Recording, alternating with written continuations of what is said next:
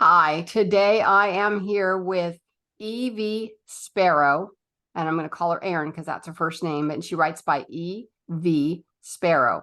And I'm just thrilled to get to know you a little bit, Erin. So why don't you tell us something about yourself that we can just launch off from?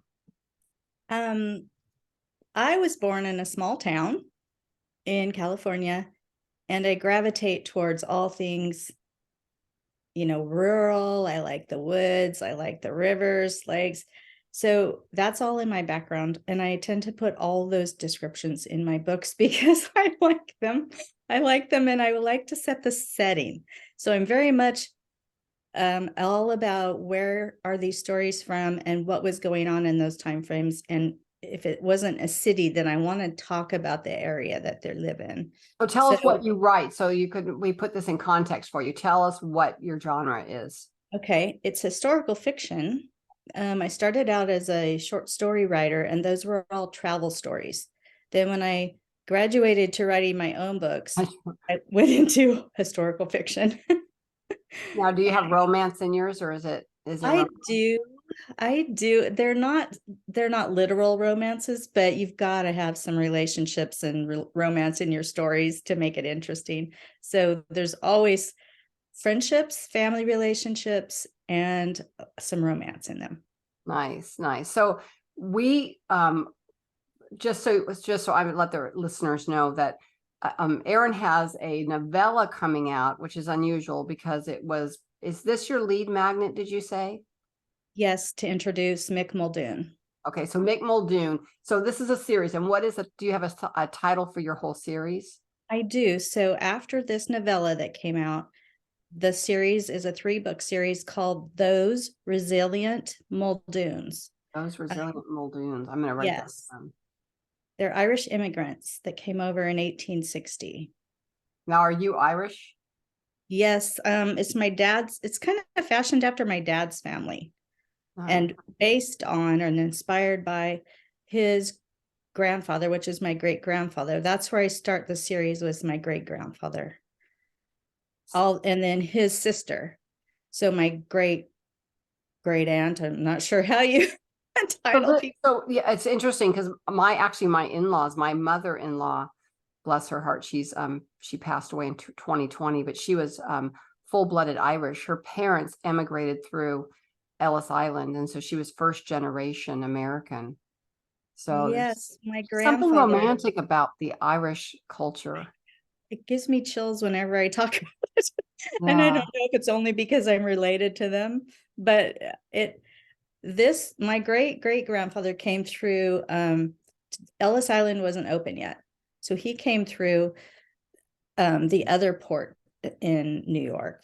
It used to be a fort, and Huh. it's drawing a blank on the name of it. Castle Island. Castle. So, So your books where it takes place for these characters, they come in. Where are what state, what area? so they left County Kerry, Ireland, on the West Coast, and they came into New York City, is where Muldoon's Minnesota Darling begins.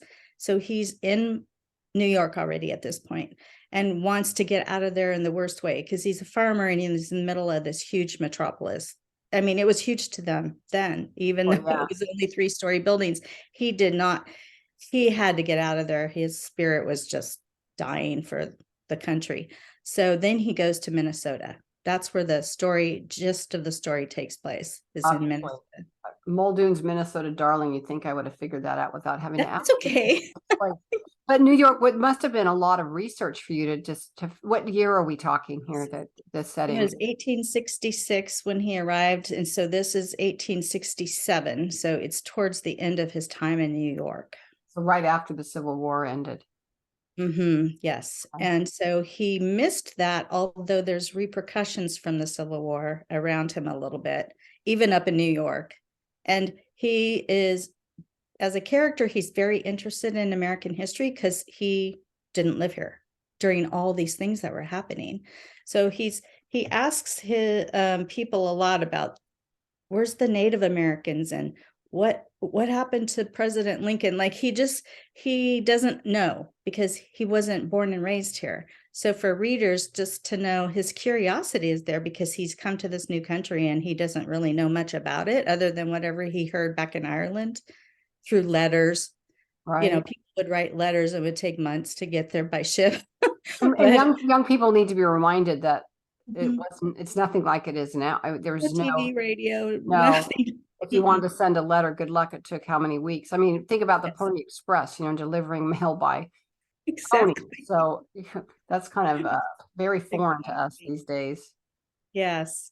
So Minnesota was much better for him because he was able to get a farm there. So he got to return to his roots, and the Irish kind of followed the Irish. So Yes. everybody knew where, and they do that here now. Immigrants follow the communities wherever they can kind of fit in the quickest.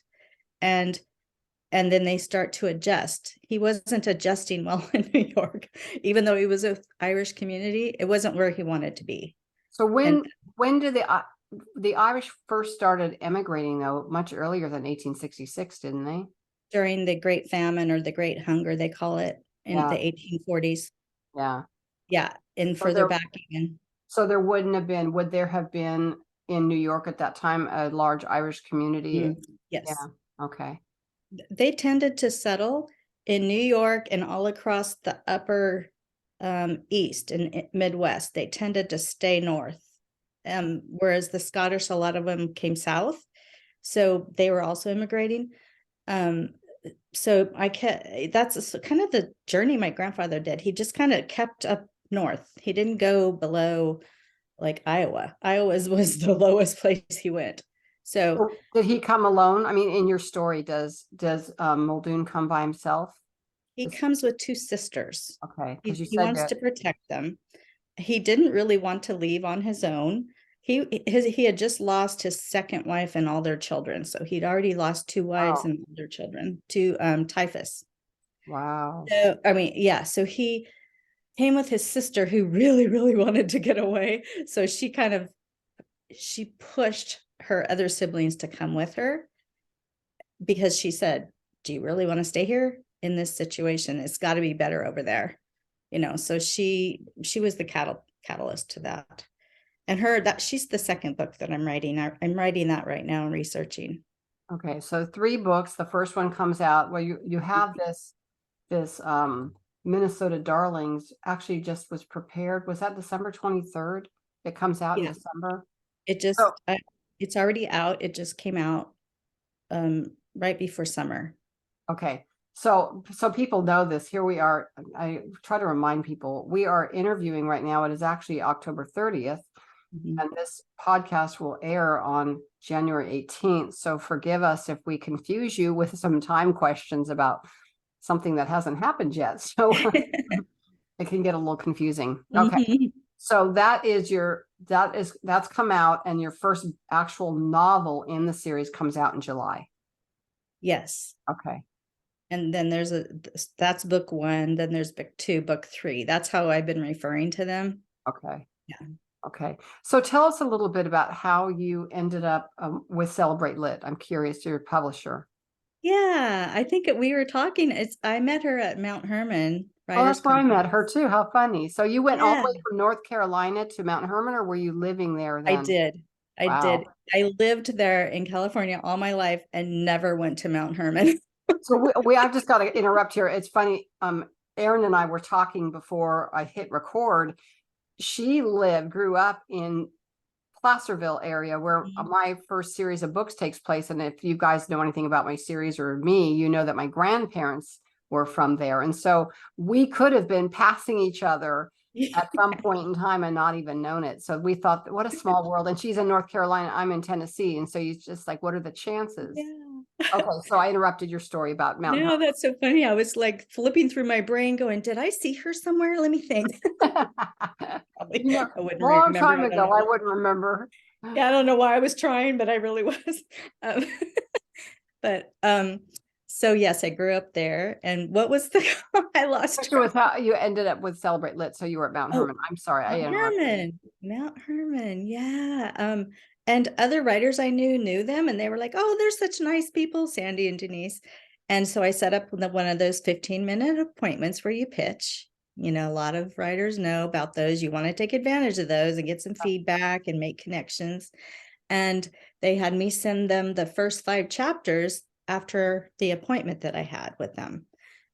And which is another thing you do at writers' conferences, be prepared, have all your work ready. And then if someone asks for it, you email them while you're there what they request you to send to them. Especially with fiction, and Yes. fiction and nonfiction are different. With fiction, they expect your manuscript to be done, because especially if you're a first-time author, because they need to know that you can close the deal. Basically, nonfiction is different because you're able to give them chapters and then an outline of everything you're going to do. So just a little, let those of you that are aspiring writers and you're going to go to a conference, Erin's right. You gotta kind of have your stuff together and as clean as possible. See, you're saying the same things that they said to me, which was, how far into this manuscript are you finished? And I said, it's done, but it's going through critique and I'm editing it. And they said, okay. So they gave me a time frame to have it done. Can you have it done in 6 months? You know, that, so they gave me that leeway, like, okay, you're working on it. You've got it done. Okay. So that was really important to find out what level of writing I was at the, you know, when they're talking to me. So that helped. You're right. They knew that it was completed already. Yeah. Because and it was, you can't close a deal, then they'll say, well, come back next year, or send it to me when you have it finished. Because a lot of us, the first book I ever wrote, I was a seat of the pantser at that time. I do not do seat of the pants. I do a kind of a in between, you know, somewhat, because I like the Holy Spirit to be able to get in there and move things around. But I wrote this whole book, typed it. This was before I printed it. This was, you know, back in the day. And I wrote myself into a corner at the end, and I'm like, oh my gosh, now what do I do with it? So you have to be able to close the, and then I thought it had to be, you write it one time and you're done, right? You write it one time and everything I wrote was like, this is just not good enough. And it would go in the garbage. I never thought about editing, writing, and more editing. Yeah, all that work. I know. Yeah, it's a lot of work. I would say editing at least 20 times, if not more. Write once, edit 20, 25, however long it takes to get it much better. Much better. But then you have to learn when to let go. You can't, I mean, we could look at it forever and never turn it in. So you got to be willing to let it go. So a little tidbit for you aspiring writers out there. And that reminds me of why I wrote the novella. I had gone and talked to another agent at the same conference. She was mentoring me. There's a mentor package that you can get where you get one-on-one every day with a industry professional. She had said, this part of the book makes your book too long. Cut that and make it a separate book. She literally told me what to do with this. Nice. And then, of course, I had to make it longer and make it more in depth. But I was really thankful that she was honest enough to say this would be better on its own, a standalone. Who was that editor? Rachel with Revell, Rachel McCrae. She was wonderful to work with. You know, I just wanted to take her home with me. She was she was just so endearing and so supportive. Yeah, and, you need that. Thanked her because that was a lot of that was at least 4 chapters in the book, and it does fit better by itself.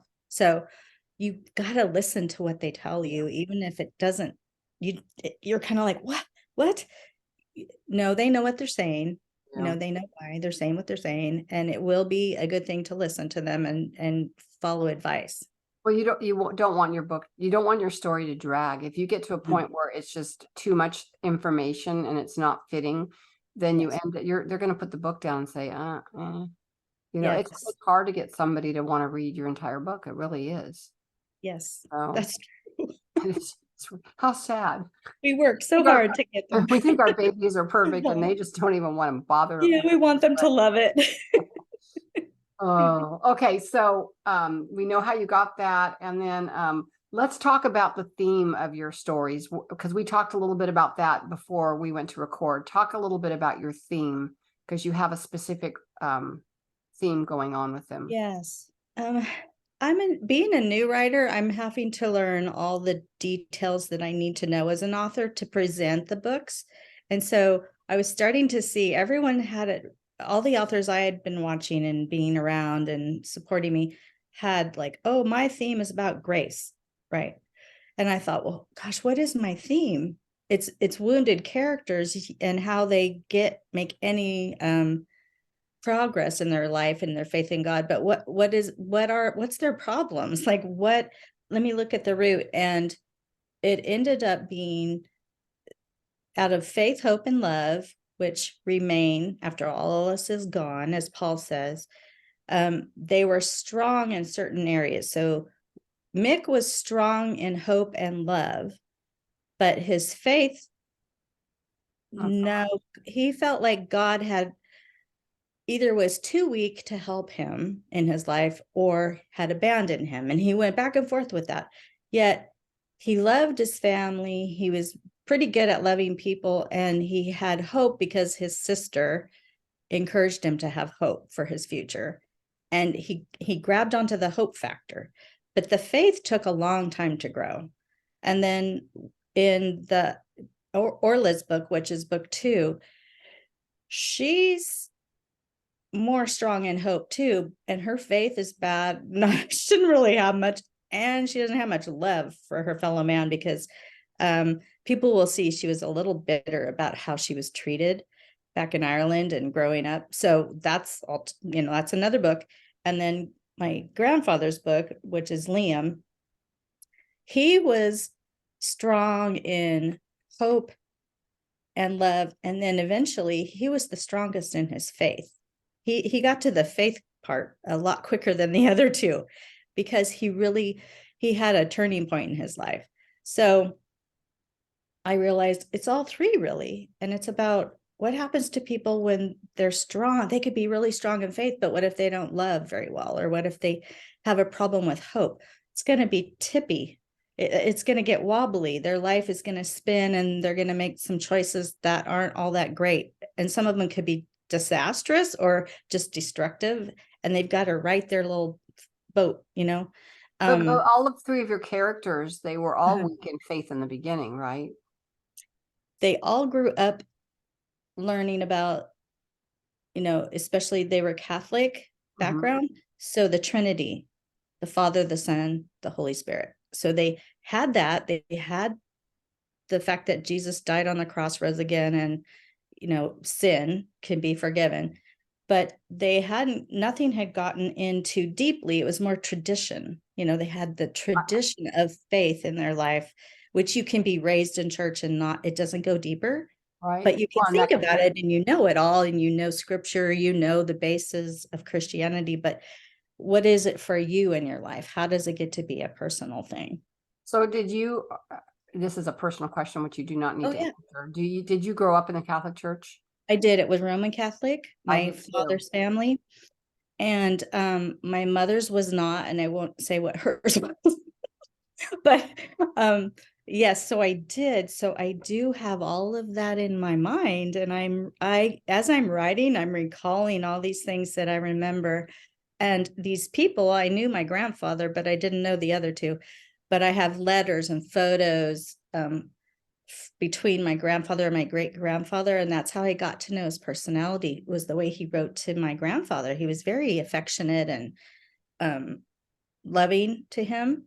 So I knew that that's how I would write that character. Because I grew up in the Catholic Church, and so did my husband. And the thing with me was like, we were never encouraged to read the Bible. Never. Right. And I never, until I really met Jesus Christ for myself, born again, the whole bit, I never got how he died for my sins. They say it, but it's like, I don't get how that works. Because there's a lot of information lacking.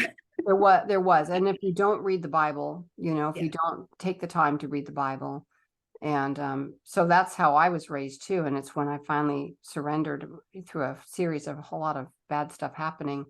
It's changed my life. And, it's interesting. My mom, she was raised in the church. My dad was a Christian from a young age, not raised he was raised in, I don't know, Lutheran or whatever. And he converted when my mom and he married. but my mom was raised her whole life in the Catholic Church, but it was when she was dying of leukemia and was bedridden that she had that Bible in her hand and read and read and read. And then she came to me and we were talking about it. So I was grateful in a way. I was grateful that my mom had to experience her impending death to really look into the word to know what that said, so Yes. it's a heavy thing. It's like Yes. we have a lot of people that can sit in churches, but they never open the Bible. And you can't know God if you don't know his word, because all of his character and who he is, who Jesus is, it's all in there. Yes. And, I think a lot of Christians struggle with reading the word, even though it's readily available, and also really understanding the treasure that's inside of it and how it can change you. And in these fictional books, I write the struggle for them, because they think they know what they're supposed to know, but they think that's all there is. They don't know there's more. But they're also God. They're learning the Bible Yes. from a pastor, so they're not reading it for themselves. Yes. And It's called so a breathing word for a reason. That's right. And so what I like to do is write in something that we do as believers. We'll walk into someone's life and we might proclaim something that we don't know, that someone else doesn't know either. Like, you don't know that God loves you, like, or cares about that. So when we start talking and interacting, we're assuming other people know, but they often might not know what are you talking about? What do you mean God cares about me? And so they've never been raised in that. How do they know? Yes.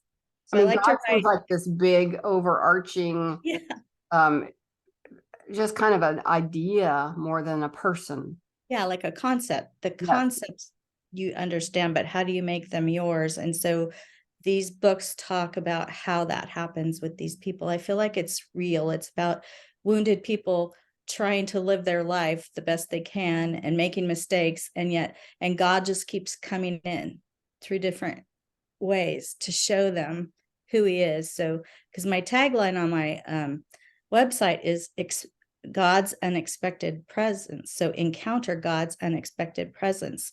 And I like him to come in those simple ways and show these characters, I see you, I hear you. And they often don't know that it's God. Someone else has to point it out. Like that. My tagline is where crisis and Christ collide. So see, that's my idea was it's when we're in crises that we start searching for the hope that we have in God, so we need it. So I like your tagline, encounter God's unexpected presence. I love that. Yes. Love that. So when I publish this, just so everybody knows, I'll put your website in the show notes. So people can easily, get to the website, and then can they sign up for do you have a newsletter or?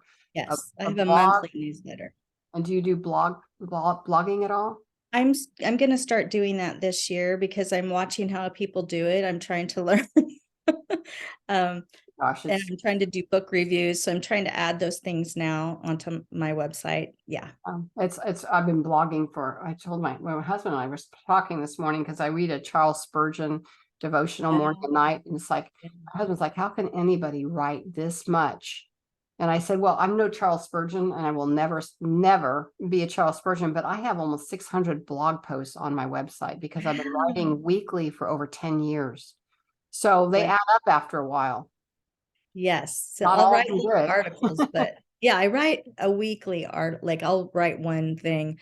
I haven't been, because there's so much to learn. I feel like I've been inundated with things and I'm trying to keep up with all that I need to and deadlines, but I'm trying to add components to my writing that I see other people doing. I'm like, oh, I need to do that. So it's hard. And then you start doing them. And now how do you keep up with it? Now you've got, once you figure, the way my experience has been, once I figure I get all my ducks in a row, another duck shows up and I'm like, get into my line. Now I got to start all over again. And it's very stressful. It can be. You can overdo, huh? But then overdo. You adjust. Yeah. Got to learn to balance. And part of it is the learning curve. once you learn something like podcasting, and I thought, there's no way I can do podcasts. There's too much to learn and to add it into it. But once you learn it, all of a sudden it's like, oh, that's not that big a deal. But it's like learning it. Yeah. Knowing how to do it. And it's all those little details. Once you get them down, then you can't believe you ever struggled with it. So it does get easier. Yes. Just like going from short stories to a book. I thought, no, I don't want to. And then here I am. Yeah. Well, I guess God had other plans, didn't he? That's right. He kind of Wow. tells you what to do sometimes. So what does your writing day look like? I mean, how many hours do you think you spend a week writing? And do you have a schedule or do you just kind of wing it? I do have a schedule because I'm supposed to be retired, So I start writing, make sure I get my day going. I start with journaling every day and doing devotions. And then a lot of times the devotions will give me a concept I want to write in a story. So I try to open myself up to the Holy Spirit's leading, because I feel like he tells me specific things I can enter into my stories, like hope or something. So then I get scriptures about hope and I'm like, oh, I could have this happen, this happen. It's a way that he feeds me and directs me. So I make sure I do that every day, get in my devotions, journal, make a note if I want to put something in a story or expound. Sometimes there's just a scene where I need to expound a little bit on one of the scriptural concepts. And then I take a break about noon, eat. Sometimes I take a nap. And then I get back and I have an afternoon. Okay, at least from 2:30 to 4:30, I need to go back and do everything again. And all those hours include editing, writing, mostly social media right now, because I'm marketing this book, Minnesota Darling. And I literally leave the laptop in my office. I do not work on it at night unless I haven't been able to get to something. So my boundary is 5:00 we eat and I'm done for the day, because my eyes can't do it, but I was burning myself out going longer. So 8:30, maybe 8, say 8 to 5 most of the time. Most days, 5 days a week, 4 days a week. 6. I do 6. Wow. Sunday, I leave it aside. Sunday, my mind wants to go there and I keep telling myself, no, go for a walk. I tell myself to do other things because I could keep doing it. How do you fit in, how do you fit in family time? How do you, right now, we just got 2 weeks ago, we got a little puppy. My husband, this is not the best timing. Not the best timing. And I haven't had to housebreak a dog for 17 years. So we had a little Maltese, Gracie, she passed away last year at this time, and she was almost 16 years old.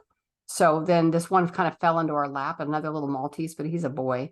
So so it's like everything takes longer, potty breaking, the whole bit. Yep. But family, you have family. And on top of that, we're building a house. So we're in the middle of that too. I know. And then deadlines and edits and all that stuff. You'll see when your first book comes through and they give you an edit and you got to edit the whole thing again. You'll see it's like trying to juggle more. But it's like, where do you find, right now I'm juggling too many things. Where do you find time if you're working 6 days a week, basically, aside from your lunch and your nap? Where do you find time to get anything else done? I do have like a laundry day. So I'll say I put days aside. Okay, Wednesday I got to do a couple of loads, but that gets me up away from the computer, back and forth. So there are breaks like that. My husband gets all my evenings. So we're together every night from 5 to 10. So he gets 5 hours a day. So are you a morning person or night person? I'm a morning person. I am too, but and how do you do more? Like we were up this morning at 4. So so by 8 o'clock, I'm like dead. How do you stay up till 7 o'clock at night if you're a morning person? I know. He's a night person.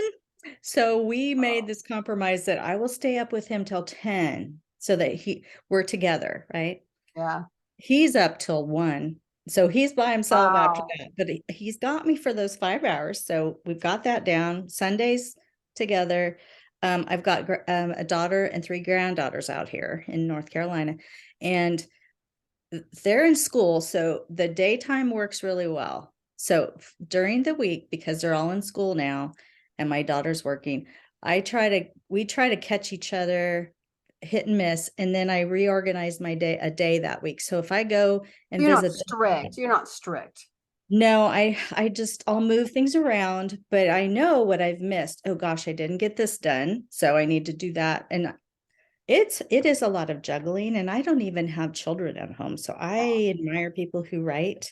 I do. With, Yeah. I don't know how they do it with children, You but I keep do tell myself, calendar, like, do you keep a yes, yeah. You I have to.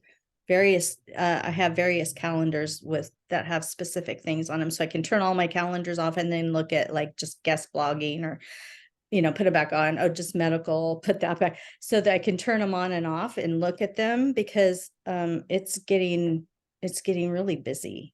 Well, if you're looking to guest blog, you're welcome to guest blog on my blog post and give me a week off. You want to write a blog for my blog post? I'd love to. Oh yeah. You'll have to just tell me how to do it. Well, you're just writing what you write. I mean, you're doing it all the time. You're writing devotionals, you're writing articles. It's basically just doing that, Oh, okay. whatever Yeah. if you want a guest blog, and it points you to a little bit more, and then we can point you to the podcast interview coming up or whatever. So Okay. yeah, we'll talk about that after we get Okay. off the recording. So that's a good thing to do, to be able to do that. Okay. So, okay. Any lasts? I'm trying to think if I have any other things that we didn't talk about. We've been pretty chatty, and I miss things sometimes. So we have your theme, and There's so much. there is. We could do this an hour and a half a day. Probably. Would be no problem. So anything that you, as a aspiring new writer, and I mean, have you always wanted to write? Because I think about it, since I was 12, I've had it in my mind that I wanted to be a writer. And then life happened, I became a teacher because that paid. And Mm-hmm. and then I went through a divorce, and, that was tragic. And then I remarried, and my husband's like, if God put writing on your heart, isn't that what you should be doing? And he encouraged me to quit teaching and write full time, which is, I wouldn't be doing this without him. So have you always wanted to write? It's funny. I always was a writer. I used to love writing stories all the way from when I was a child, but I was an avid reader. My mom raised us all to read books. So I think writing comes out of that. You get ideas, and then you're like, you don't even think about, I can do this. When you're a child, you just do it. Right. You emulate what's around you. And I always journaled. But I didn't know I was a writer until 2015. My best friend, I bought her a ticket to a writer's workshop because she'd already been writing about 10 years, and she wrote dog devotionals. So for her birthday, I bought her a ticket to a workshop, and I bought one for me. It's like, let's go to that. I've never been around your writer friends, and then we'll go to lunch. And she goes, well, it's funny, Erin, because you're a writer. And I'm like, no. She goes, you write notes about everything. Oh my gosh, you journal, you write notes about sermons. Everyone asks you for their notes when we have classes. And I'm like, oh, she goes, no, that's a writer. People don't care. They don't care about that stuff if they're not a writer. And Dr. Portia Hopkins from William Jessup University in California, Rockland up there, she was a guest speaker, and the first thing she said was, God has already written his stories in you. All you need to do is put it on paper. Wow. And I was suddenly, all these stories in my life just were going across like a ticker tape in my mind. And I went, oh my gosh, I could write those. My friend opened the door with a suggestion, and then Dr. Hopkins opened the door with how you do it. And then she said, if you're writing stories that you want to be fiction, but they're actual, this is later in her speech, they're actual stories that happened, write them with a truth slant. And I hadn't heard that term before. So fictionalize them, but just with truth, but just slanted into fiction. And I went, okay, I can do that. I can do that. I looked at I was writing forever, but there was no depth to what I was writing until I went through a real series of tragedies. And then I used those, but they were inspiration for, like, my brother committed suicide. He was a Christian. And so that inspired a story about a family, not my brother's family necessarily, but a family. And I kind of used them as a little bit of a mold for that, you know, what they go through. Or my daughter, when she had traumatic brain injury, was in an accident and was in a coma. I used that in another story about a pastor's family, and something secret comes out from all that, you know, and it launches the story into something different. That what if thing, it's truth, but it's like spinning it into a different story. Yes. So is that basically what you're talking about? Yes. Yeah. So like all my short stories, they're true events fictionalized, Okay. right? And same with these books. There's timelines and events that actually happened that I know about, but I'm fictionalizing a lot of the rest of the story. Yeah. And, you know, her giving permission to do that, because I thought, well, if it was a true event, don't you have to have everyone's permission? You have to cite the date, the time. Like I thought it had to be very structured if it was a true event. And she's saying, no, you just use it. Basically, like you said, you use it in your stories in a different form. If you are going to write something about someone with their name, yeah, you need to get permission. You can blog about that. Blog about that. Okay. Okay. Well, we've been going on for 35 minutes, believe it or not. It feels like 10. That's why I keep a timer, because I lose track of time so fast. It has been such a pleasure to actually meet you in person, Erin. Thank you so much for coming on and sharing your book. I'm excited about this, and we'll get some stuff in their show notes so people can connect with you. Okay. Thank you so much. It was fun chatting with you and finding out all sorts of good things. It's been a real pleasure. See, now I got to put my glasses on to find out how to stop the recording. How I am. Okay. Nice to meet you. And we'll talk after we get off of here. Okay. Thank you, Bye. Jennifer.